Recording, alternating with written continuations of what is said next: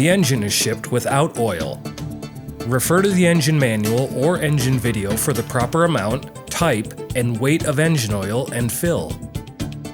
Check that the sight glass is completely covered in hydraulic oil. The sight glass is at the low point of the hydraulic oil range. Do not operate with the oil below the sight glass. To change the hydraulic oil, remove the drain plug located at the bottom of the tank. Remove the spin-on hydraulic oil filter. Put on a new filter, remove the fill cap, and fill the hydraulic oil with 5 to 8 gallons of 10WT-AW32 oil.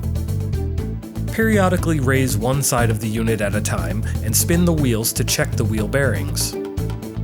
Add grease to the wheel bearings through the grease zerk at the back of the hub. Check the tire condition and tread wear. Check the lug torque and tire air pressure. Visually inspect the hydraulic hoses for leaks, rubs, or cracking.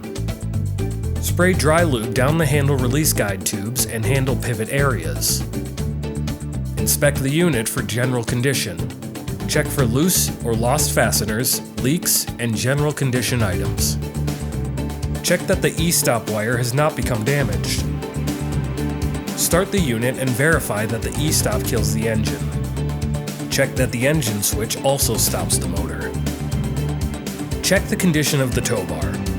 Inspect the safety cables, ball hitch coupler, and any damage or bends to the tow bar caused by jackknifing or other accidents.